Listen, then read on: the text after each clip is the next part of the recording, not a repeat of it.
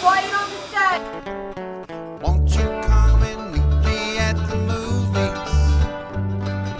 Won't you come and watch a flick with me? Famous scenes with drama queens and heroes acting out there on the silver screen. Come grab a seat, popcorn is on me. Camera speed. Sound production, take one. Joining us today on Meet Me at the Movies is the acclaimed author, professor, and film historian, Dr. Foster Hirsch. A founding member of the film department at Brooklyn College, Hirsch has written over a dozen books on cinema and theater, exploring everything from film noir to the Hollywood studio system.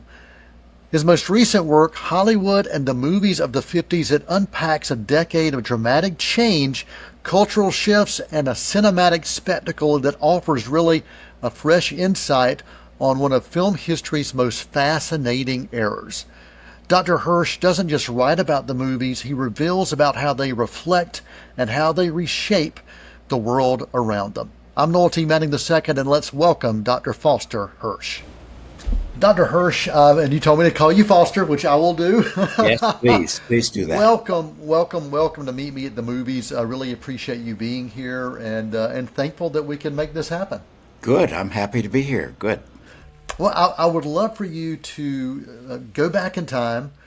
Tell me about some of those first movie memories. Maybe was there a moment that a film or something that you saw or engaged in that sparked that lifelong love of cinema that has followed you for so many years now? Actually, my first vivid film-going experience is from 1950, and a film I absolutely hated. And my mother, who was a big Bette Davis fan, decided to take some neighborhood kids and me, we were just little 7, 8-year-olds, to see All About Eve, because she wanted to see it. She didn't stop to consider that maybe All About Eve was a bit talky or sophisticated for a group of 7-year-old neighborhood kids. But I remember she sat us near the back of the theater and she moved up closer. She wasn't seated with us. And I found the film excruciating. I was so bored. And of course, later on, revisiting the film, I realized it's one of the great Hollywood films, but not for a 7-year-old. If you had talked to me after seeing that movie at a Saturday matinee at the Golden Gate Theater, I remember the theater, I remember where I sat, I would never have imagined that I would have had a life and career devoted to talking about old movies. I hated it. I absolutely hated it. But that's my first vivid, because I can replay the event completely. Wow. And that was not a happy introduction. That was not a happy introduction. I think later that year, my parents took me to see Cinderella, which I liked a lot. That was appropriate to my age.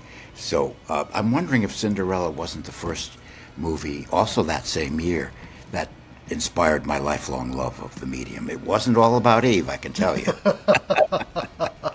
Well, there is a book we're going to dive into today, one of your books that is Hollywood and the Movies of the 50s, and so it's appropriate that you would pick out those 50s films that stuck out to you that kind of started this. Early in the 50s, I was just a kid, and then each year I got more discriminating and I grew up a little bit. So the 50s are a very powerful time for me going to the movies.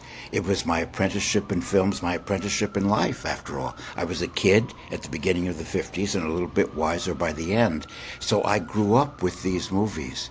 So they have my book's a very personal recollection about going to movies in the 50s. And the review that I'm most proud of in the New York Review of Books said that the book, while it's a history and so forth, is primarily a memoir. Yeah. And I think that's true.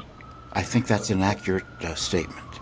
So what was it what was that trigger for you where you said, or what was the catalyst and that driving force where you said, yeah, I want to write this focal point of the 50s because it is an era that is just so ripe with so much history. But why is it important to re-examine that now? It's certain for me. It was important as a kind of defense mechanism, because I get tired of reading condescending and patronizing and really uninformed visions of the 50s as this era of total Father Knows Best contentment. Those of us who lived through it know that is not an accurate portrait at all. It was a very challenging, politically divisive time, and a time in which, a decade in which the movies, the studio system, had to sink or swim. It had to save itself or die to the competition represented by television. So I think it was an era that needed to be rescued from very cliched and stereotyped and condescending visions.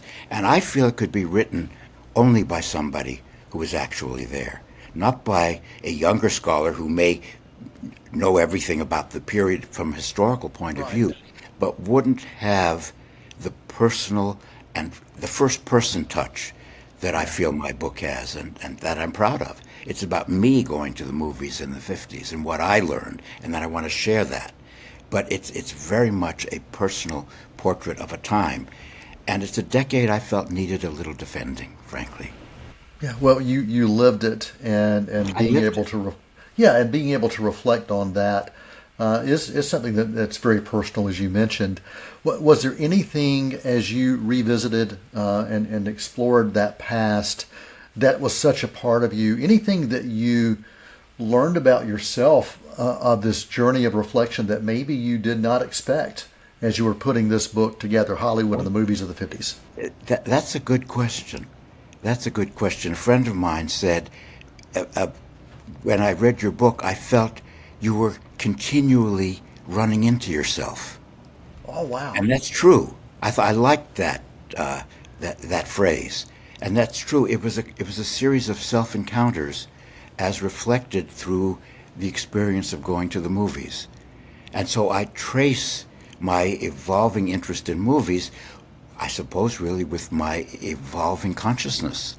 You know, from a kid to somebody who could make discriminating points, and maybe the historian and the critic was born at that time through those experiences.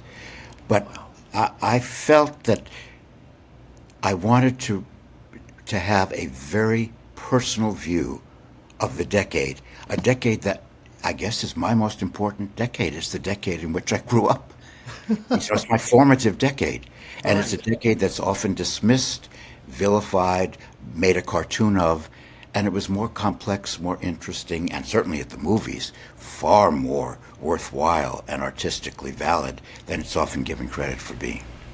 You talk about the complexity of that time period, and you look at the 50s, and you've described it. If I'm accurate here, that the 50s was a time of both collapse and rebirth for Hollywood. Absolutely. I would love for you to break that down and talk about what were those forces that were maybe simultaneously threatening, but also maybe transforming the industry of the Hollywood movie industry.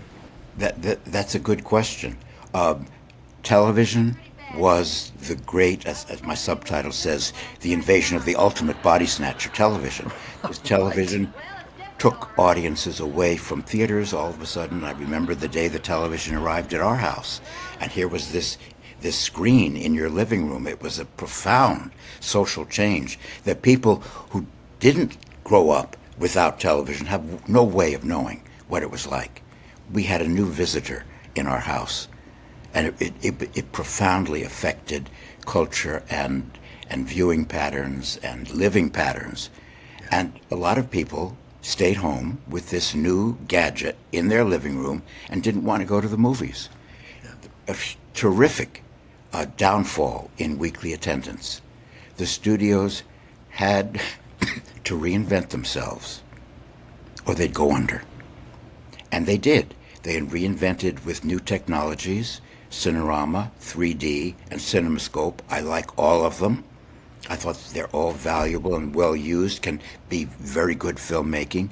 They had to reinvent with new content. They had to show audiences, they had to bring audiences into theaters by giving them the kind of entertainment and material they could not get at home for nothing. So it became a very creative time, and it was a time in which creativity was connected to survival. I think it's among the most creative periods in American film history. It was sink or swim. Right.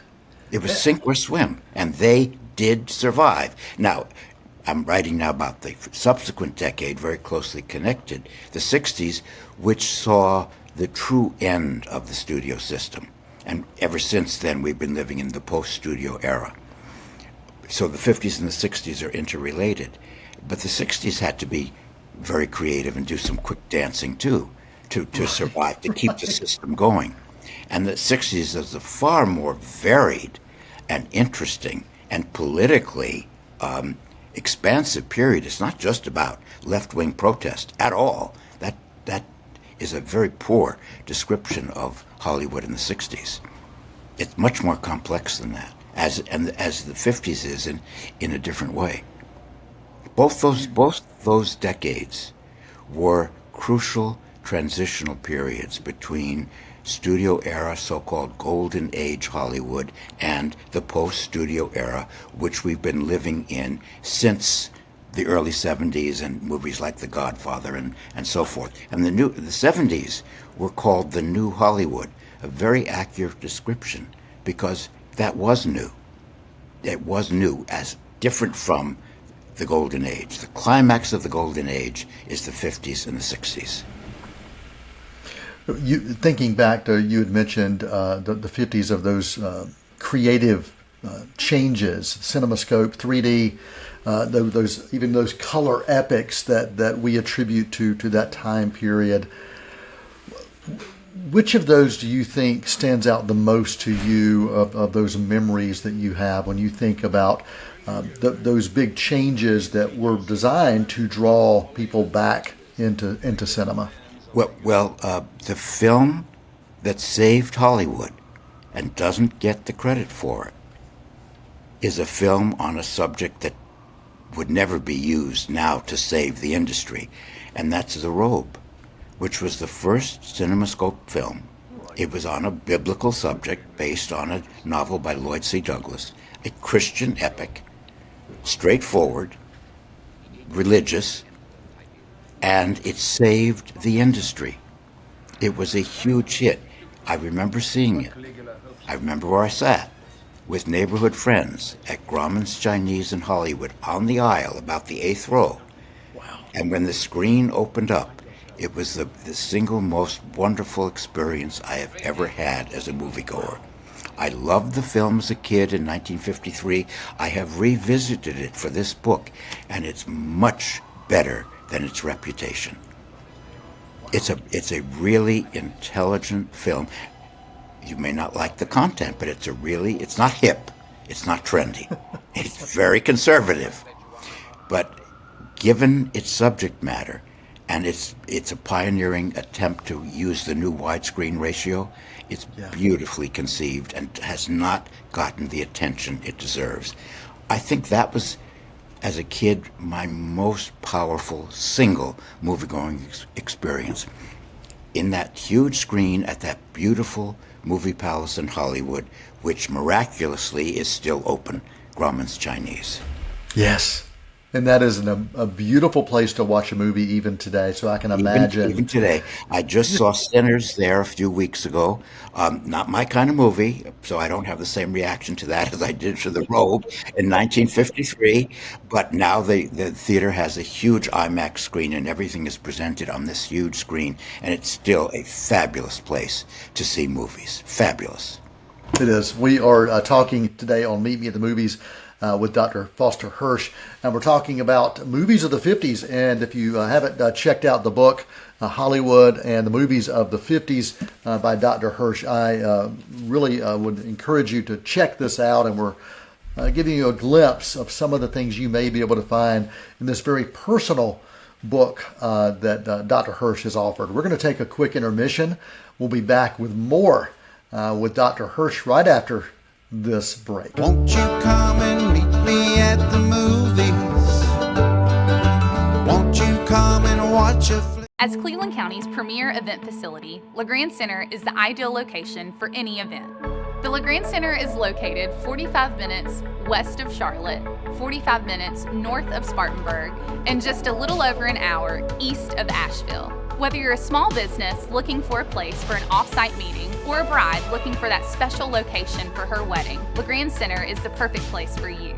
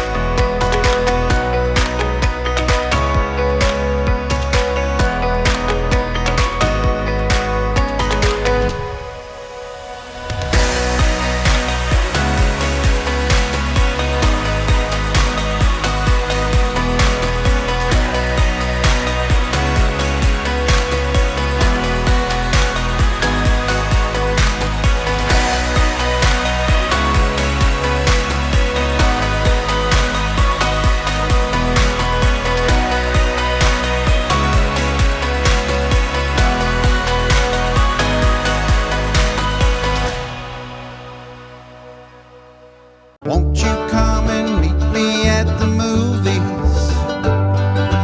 Won't you come and watch a flick? Hello, welcome back to Meet Me at the Movies. Noel T. Manning II here. Appreciate you joining us as always. Today we're very happy to have our guest, Dr. Foster Hirsch, and the book Hollywood and the Movies of the 50s is one of the things we are talking about today. And during the break, Foster, we were talking a little bit about some things you wanted to make sure you covered, because there's so much that we could cover. And some of the things you shared, that acting, there was a change in acting styles during the 50s, and I'd love to get you to talk a little bit about that. Well, sure. Yes, I did want to talk about that. The Actors Studio, which still exists on West 44th Street in Manhattan, was an acting lab set up to instruct actor members in a relatively new acting style, the method. And the three leading practitioners of the method, Marlon Brando, Montgomery Clift, and James Dean, had an extraordinary impact on movie acting. I would say every actor who tries to be real and natural in front of the camera has a debt to these three pioneers. Wow. It was a new style of acting in which the inner life of the character, the inner life of the actor was presented, in which good speech was not necessarily important, in which the actors paused, backtracked, repeated, looked off camera. In other words, didn't deliver dialogue smoothly and articulately, but as their characters would have. And there was an enormous influence of the Actors Studio on Hollywood acting, and I think it has remained in place to this day. Profound influence, and I do try to cite how and why the method took hold in Hollywood acting, and I look closely at some of the key performances of Clift, Brando, and Dean. Well, you mentioned James Dean, and one of the questions I'd love to talk about is when you think about Rebel with a Cause, also A Place in the Sun. These are psychological dramas during this decade. And what do you think that those stories reveal about American anxieties and maybe Americans coming of age in a different era during that time? Well, it's interesting you mention those films in particular, because I often want to show them to my students to see, are students still responding to James Dean? Are students still responding to Brando and Clift? And I say to myself, when it comes to a time when students say, oh, those actors look dated, or I can't respond to what they're portraying or depicting emotionally, it's probably time for me to retire. I'm happy to say that hasn't happened yet. Though I had a difficult, troublesome student this last semester who said Marlon Brando had dead eyes. Of course, nothing could be further from the truth. He had the most alive eyes in the history of movies. But if that's a harbinger of things to come, I'm a little worried about that statement. I'm a little worried. He did not have dead eyes. I'm sorry. Quite the opposite. But I think, in the case of James Dean in particular, for generations of students, he has not dated. The social notation in some of his films may have dated, but the emotional truthfulness of his characters struggling for acceptance and problems of identity and inclusion, the emotional pain, these resonate for 20-year-old students to this day. I just showed Rebel Without a Cause, and students responded powerfully, as they always do. And they said, yes, the high school, no black students, some of this is all very dated, but he is truthful. We can respond to him. I don't think that, and it's a style, I don't think that method style introduced by those actors has dated. I think it still seems fresh, revelatory, and contemporary. And you look at the performance in On the Waterfront. I would say that's the greatest film performance I have ever seen. You look at what's going on behind Marlon Brando's eyes, the inner monologue, the life, the thought within, and how that inner thought struggles for verbal expression. And of course, it comes together in that great scene in the taxi when he says, I could have been a contender. One of the great lines in American movies, and a moment of great self-revelation and self-awareness, an epiphany. I could have been a contender instead of a bum, which is what I am. Powerful moment of emotional truthfulness. I don't think it's tied to 1954 when the film was released. I think it resonates now. My father, you speak about how these movies can continue to speak to you, these performances can continue to speak to you beyond that time period. And my father grew up, he was born in 39, and so he grew up in the 50s as a time. And I remember him always wanting to introduce me to films from his time period, the ones that he remembers. And so many of those were musicals. My father loved musicals. He was a musician himself, and he was also a vocalist, so he was drawn to these films for so many different reasons, but because of just the beauty of music and song, speaking through film. And I'd love for you to talk, if you would, about how the Hollywood musical shifted during this time. What were some of the things that maybe caused that shift to happen? Well, the major studio producing musicals was MGM. And MGM was in a lot of trouble in the 50s, and it, one by one, dismantled its musical department, and the Arthur Freed unit being the most prestigious. And so by the end of the decade, an MGM musical, Bells Are Ringing, had no MGM stars or no MGM personnel beyond its director, Vincent Minnelli. So the mechanism, the studio support for producing original musicals was being dismantled. And so the 50s is really the era of the last original musical. I mean, musicals written and conceived for movies, not adaptations of plays. Now, since that time, of course, and in the 60s a lot, there were very prestigious adaptations of Broadway hits. But Singin' in the Rain, among the greatest, if not the greatest, of all Hollywood musicals, was conceived for the screen. American in Paris, conceived for the screen. Gigi, conceived for the screen. After the 50s, you had many in the 60s, great adaptations. West Side Story, Oliver, My Fair Lady, all of them won the Academy Award. Sound of Music, all won the Academy Award in the so-called hip 60s, this conservative, old-fashioned entertainment. They still loved musicals, but they weren't original musicals. They were adaptations of hits. And to this day, we get the occasional adaptation of a big Broadway hit, and a musical conceived for films is a rarity. Won't say it doesn't exist, but it's a rarity. Yeah. Wow. Wow. Well, Dr. Foster Hirsch joining us right here on Meet Me at the Movies. We've only got about 5 minutes left. It goes by so fast. But I want to make sure that if there's anything that I haven't asked you, anything you want to make sure you cover in these last 5 minutes of the show for our audience. Well, there are two sections of the book that I was particularly proud of. One of them was a really complete history of the blacklist and how it affected the industry. And there, because I'm not a political historian, I really had to do a lot of research. And that was something that I wouldn't have noticed as a film goer at the time. I wouldn't have been aware of that. But I did see how potent the blacklist was on movies and movie making. There's a subtext of the blacklist in so many films of the period, including two of the most famous, High Noon and On the Waterfront. They're blacklist films, and they can be read against the history, the contemporary history of the blacklist. And I do talk about the effects of censorship, and political division.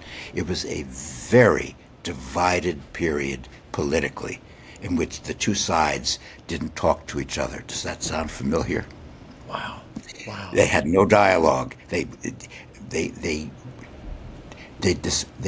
treated each other as almost unmentionable, the opposite side. Wow. Sounds a little bit like what's going on today, doesn't it? Yeah. So the 50s is much more connected to the current moment than it's often given credit for, and I think we can see that through the lens of the history and impact of the blacklist on Hollywood, which was devastating. Many careers were lost. It was a very difficult time. And yet one can understand the threat that was felt of communist infiltration, which in many ways was not made up. So I tried to be very fair, and critics have said that my treatment of the blacklist and the politics of the era is, one critic said, unusually open-minded. I was very happy to receive that praise. Noel, I also wanted to talk about two of my favorite genres, which in a sense came to an end in the 50s. The classic era of film noir, which started in the early 40s, but by the end of the 50s came to an end. We still have noir, but it's neo-noir.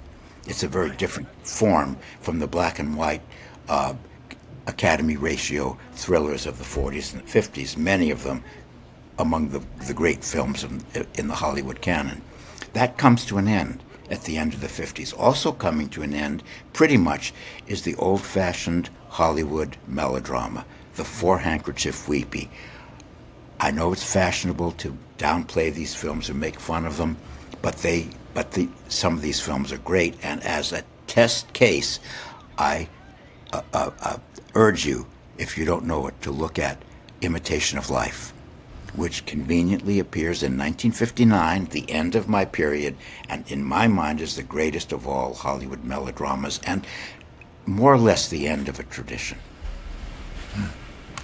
Dr. Foster Hirsch, it has been an honor and a joy to have you spending time with us today talking about these films and the impact of cinema in the 50s. The book, again, Hollywood and the Movies of the 50s, encourage you to check that out if you have not. It is worth your time. Again, it's a reflection of the time, but it's also a very personal reflection for Foster Hirsch as well. So thanks for your time today. Appreciate you joining us today, Dr. Hirsch. Oh, thank you. My pleasure. Thank you very much. What a gift it is to revisit such a pivotal era in movie history through the lens of someone who spent a lifetime studying it in depth and living it. Big thanks goes out to Dr. Foster Hirsch for reminding us that the past still echoes in the stories and in the films that we see today and the experiences that we embrace today. For Meet Me at the Movies, I'm Noel T. Manning II, and for this week, that is a wrap. Many films to view till we meet